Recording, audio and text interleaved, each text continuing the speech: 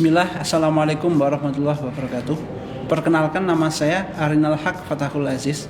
Saya adalah dosen D4 Sistem Kelistrikan jurusan Teknik Elektro Politeknik Negeri Malang. Pada kesempatan kali ini, saya akan menjelaskan mata kuliah yang saya ampu, yaitu Matematika Dasar. Metode yang saya gunakan adalah metode studi kasus, di mana mahasiswa dibagi menjadi kelompok-kelompok yang terdiri dari 3 orang. Teknologi yang saya gunakan adalah PowerPoint untuk presentasi, AI untuk menggali hal yang lebih mendalam terhadap materi, dan Google Form untuk melakukan evaluasi secara individu. Adapun sistem penilaian saya berupa sistem penilaian pada saat perkuliahan, yaitu sistem penilaian proses, kemudian penilaian kelompok yang diambil dari hasil lembar kerja mahasiswa, dan nilai individu yang diambil dari Google Form pada akhir perkuliahan.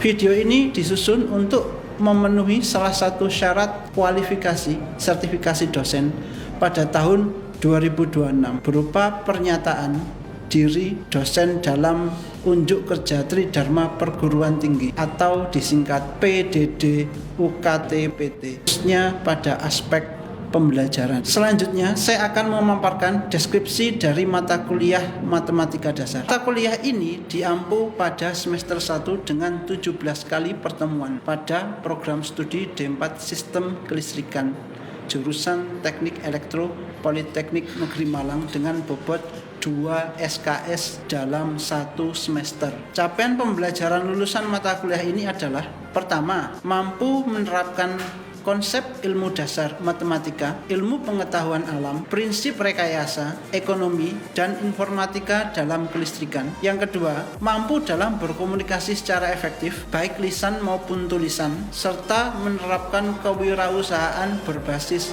teknologi. Dari capaian pembelajaran lulusan tersebut diturunkan menjadi capaian pembelajaran mata kuliah. Adapun capaian pembelajaran mata kuliah diantaranya: yang pertama, mahasiswa mampu menyelesaikan sistem persamaan linier menggunakan konsep matriks dan determinan. Yang kedua, mahasiswa mampu memahami dan menerapkan bilangan kompleks serta vektor dalam analisis teknik elektro. Yang ketiga, mahasiswa mampu menggunakan konsep trigonometri dan turunan fungsi untuk menganalisis permasalahan dalam sistem kelistrikan. Mahasiswa mampu menentukan nilai maksimal dan minimal dari fungsi 2 variabel atau lebih dalam konteks perhitungan teknik. Adapun materi pelajaran meliputi: yang pertama, sistem persamaan linier; yang kedua, matriks dan determinan; yang ketiga, bilangan kompleks; yang keempat, vektor; yang kelima, trigonometri; yang keenam, turunan fungsi 1 variabel; yang ketujuh, turunan fungsi 2 variabel atau lebih; yang kedelapan, harga maksimal dan minimal. Bahasa pengantar yang digunakan adalah bahasa Indonesia. Proses pembelajaran yang dilaksanakan secara tatap muka di kelas teori. Pendekatan yang digunakan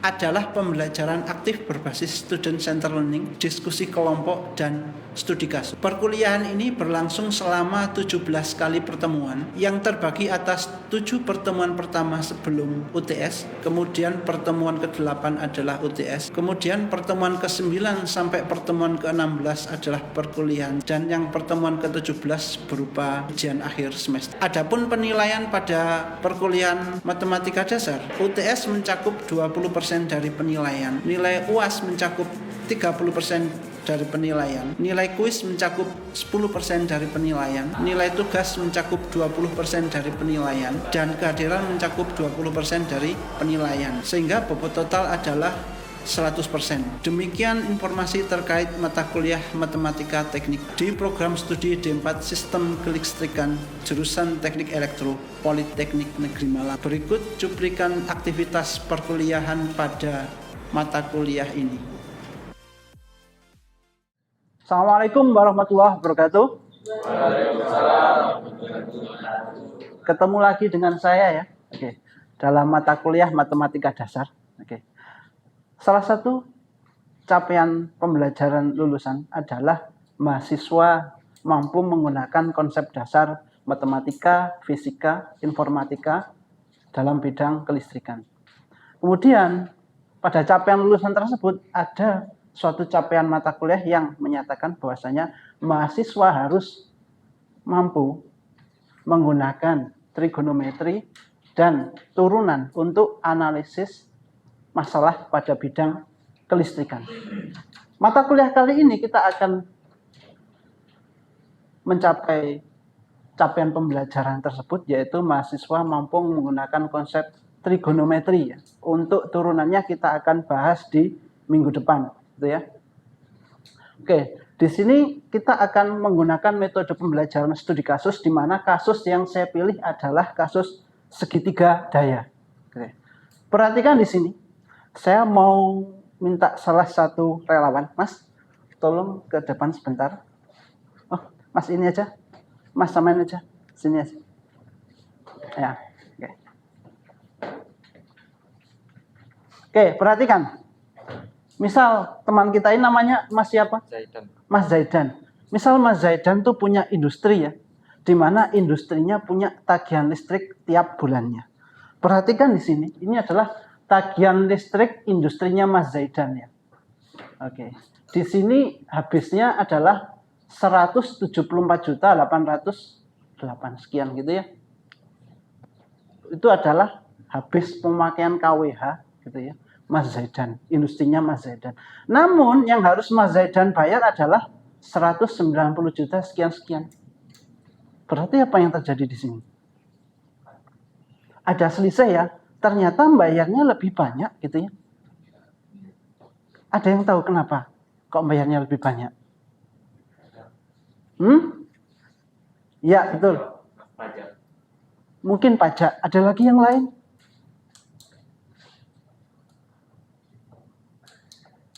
Salah satu alasan kenapa industri membayar lebih besar adalah industri tersebut kena denda. Kenapa kok bisa kena denda? Karena penggunaannya nggak efisien. Nah, di sini kita akan belajar bagaimana agar industri tersebut tidak kena denda ya. Hitung-hitungannya kita akan pakai trigonometri seperti itu. Silahkan duduk Mas, terima kasih.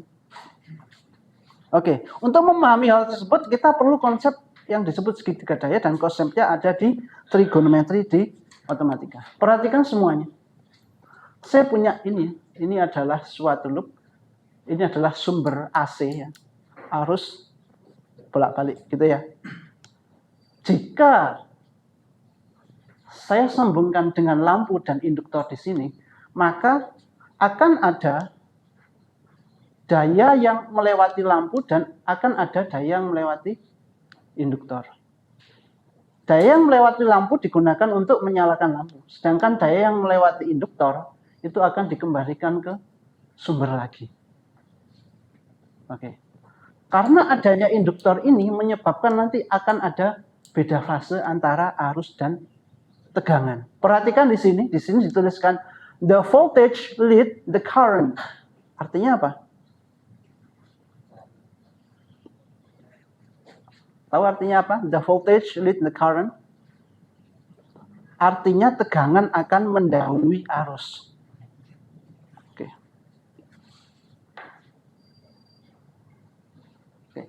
Kemudian yang bawah dituliskan or the current lags the voltage. Tertinggal ya, arusnya tertinggal. Oke. Nah, karena ada selisih antara tegangan dan arus tersebut yang disebabkan oleh induktor, maka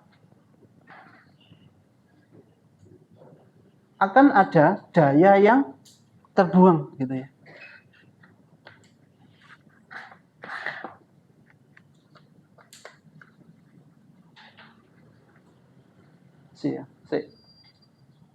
Nanti bisa di-cut ya yang ini.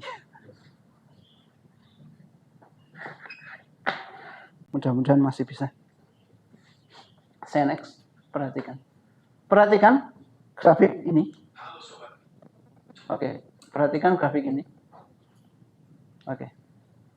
Ada dua buah grafik ya. Oke. Mas, saya tanya Mas ini. Masnya namanya siapa? Yasa. Mas Yasa. Mas ingat nggak ini yang warna merah itu kira-kira grafik fungsi apa? Bentuknya kayak gini. Mulai dari 0 Iya, pinter. Mbaknya tadi bilang apa? Sinus ya. Ini adalah grafik fungsi sinus gitu ya. Oke. Kalau saya tunjukkan di sini, itu ada grafik V yang merupakan grafik tegangan gitu ya. Ini ada grafik I yang merupakan grafik arus. Di mana I itu adalah fungsi sin X, sedangkan fungsi V adalah sin X plus Pi per 4 gitu ya. Berarti dari sini kita bisa katakan bahwasanya tegangan mendahului arus sebesar Pi per 4. Atau arus tertinggal sejauh Pi per 4 dari tegangan ya. Selanjutnya Pi per 4 ini akan kita sebut sebagai theta gitu ya. Oke. Perhatikan semuanya.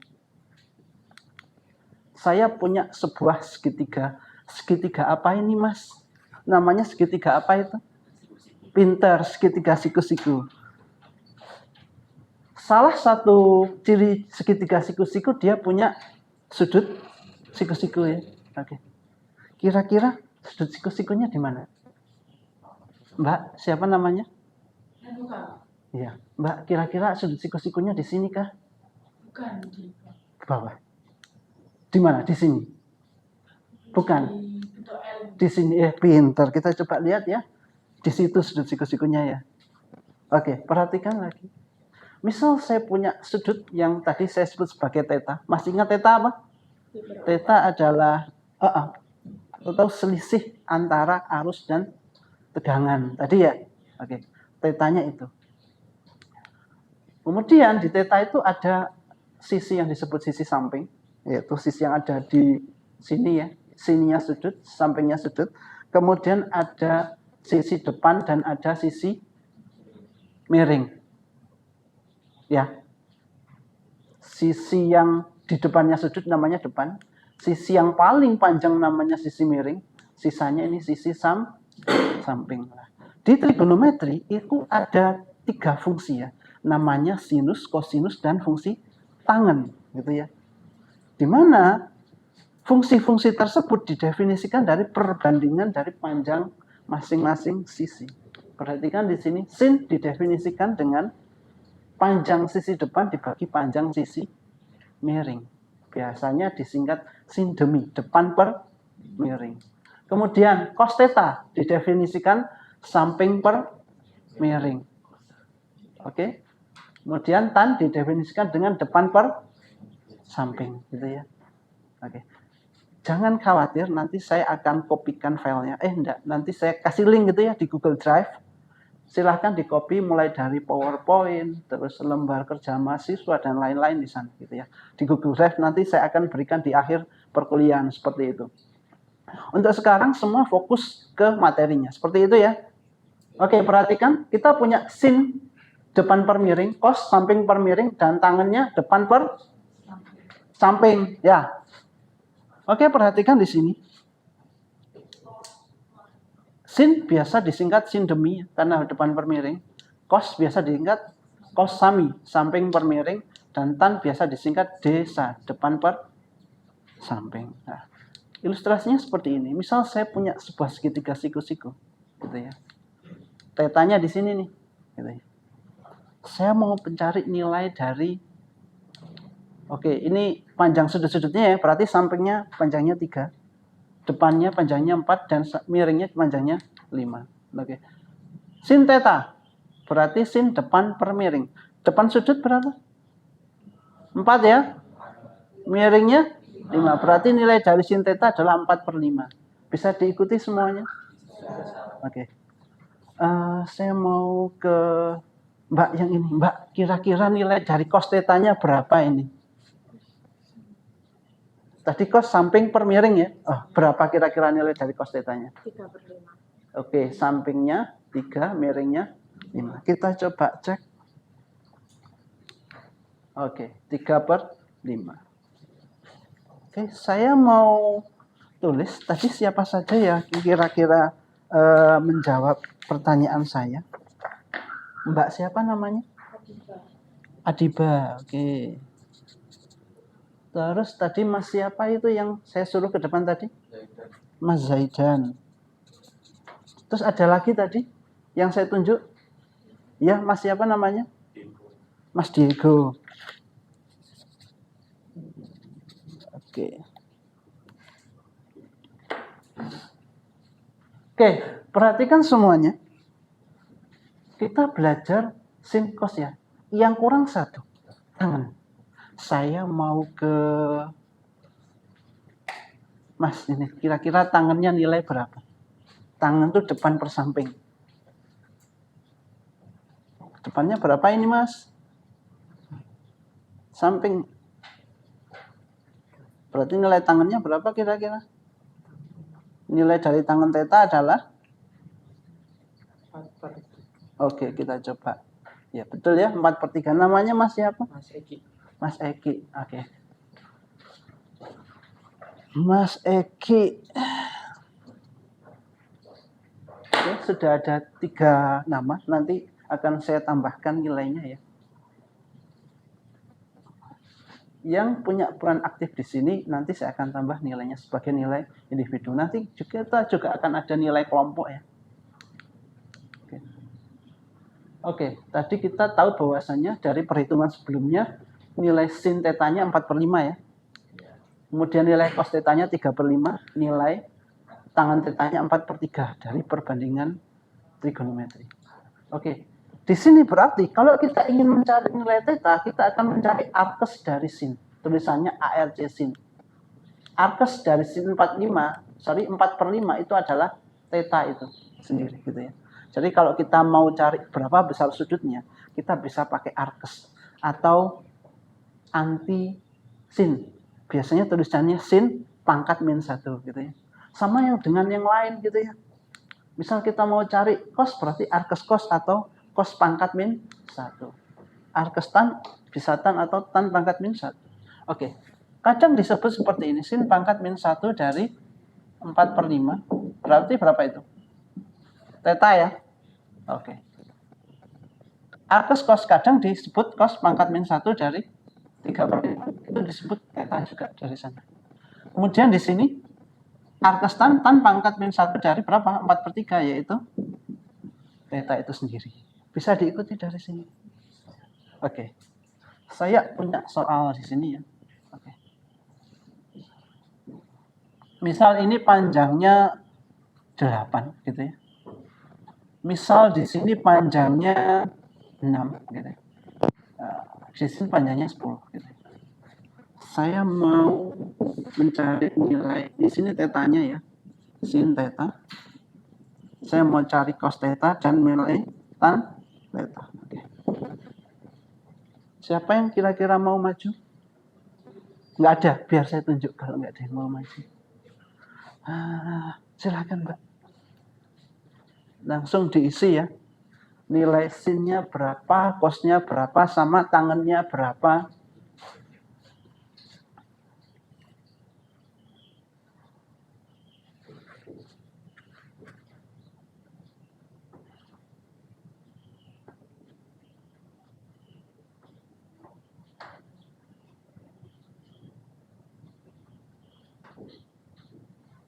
Ya, terima kasih. Oke, kita coba cek gitu ya. Sin itu adalah depan per miring. Depan sudut berapa di sini? Miringnya 10, 8/10 pinter. Kemudian cos, samping per miring. Sampingnya berapa? Miringnya 6/10 pinter. Yang terakhir tan theta, depan per samping. Depannya? Sampingnya? Oke, pintar. Tadi Mbak siapa namanya yang maju? Clarista. Mbak Clarista. Saya tulis pakai spidol biar semangat tulisannya besar. Oke. Dari konsep tersebut kita belajar bahwasanya gitu ya.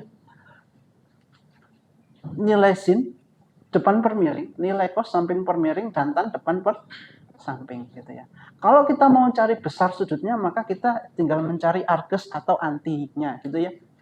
Gitu ya. Kita next. Sorry.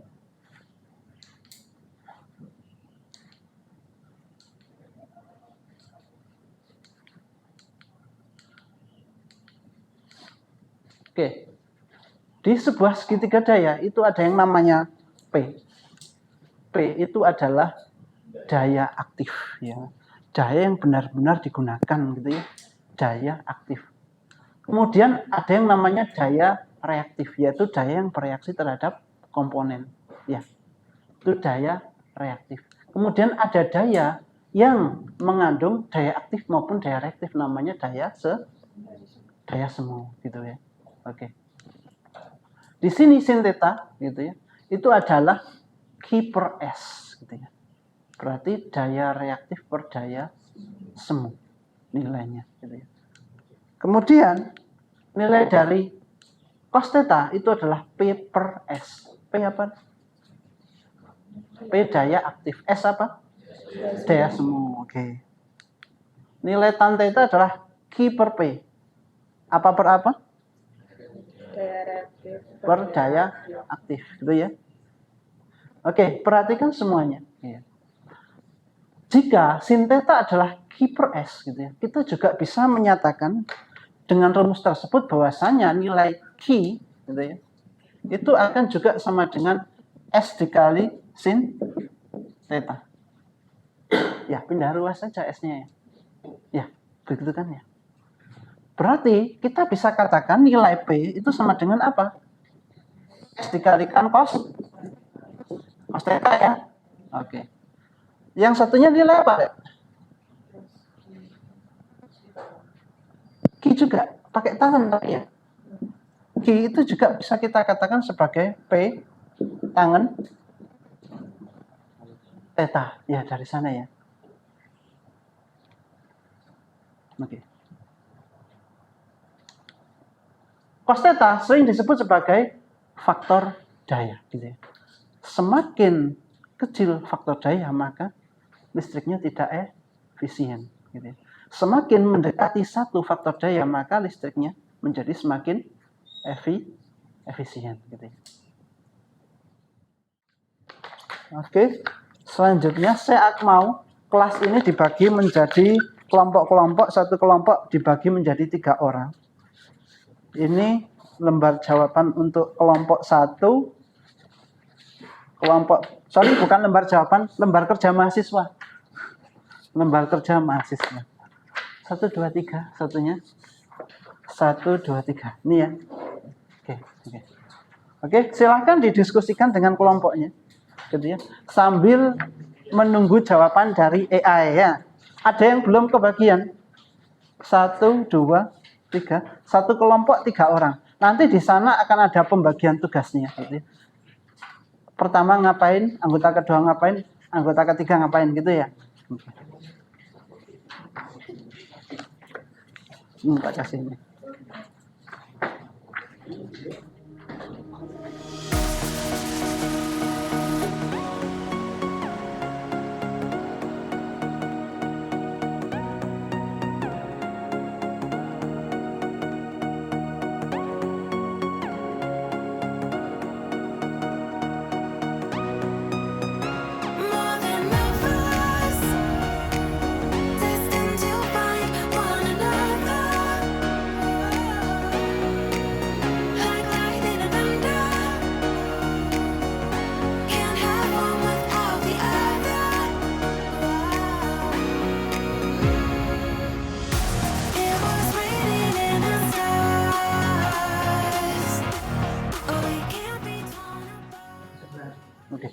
Oke ya, cukup ya. Ininya ya. Bisa kembali ke tempat duduk masing-masing. Oke. Perhatikan semuanya. Semuanya perhatikan. Silakan ditaruh dulu. Tadi ada pertanyaan, mengapa ya kalau faktor dayanya rendah gitu bisa kena denda dari PLN. Kita coba tanya AI ya. Yang pertama, faktor daya rendah menyebabkan arus menjadi lebih besar. Hitungannya seperti ini ya. Nah, S adalah P per arusnya ada hubungannya dengan P. Yang kedua, arus besar menyebabkan rugi-rugi jaringan meningkat. Jadi rugi-ruginya meningkat. Yang ketiga, kapasitas transformator dan kabel menjadi lebih cepat penuh. Keempat, tegangan jaringan menjadi kurang stabil. Kelima, PLN harus menyediakan daya reaktif. Jadi PLN harus menggunakan upaya lebih, menyediakan alat lebih jika terjadi ketidakstabilan itu ya. Sehingga PLN mengenakan denda. Itu perlunya untuk menyetabilkan ya, penggunaan listrik, salah satunya dengan memasang kapasitor bank gitu ya, yang sesuai dengan kebutuhan gitu ya. Oke, selanjutnya kita akan ada kuis secara individu. Jadi yang itu adalah nilai kelompok ya, nanti dikumpulkan di akhir perkuliahan. Kemudian untuk kuis secara individu silahkan dibuka HP-nya. Oke. Di layar ini sudah ada, ini alamat dari Google Form gitu ya. Silahkan diketik di HP-nya.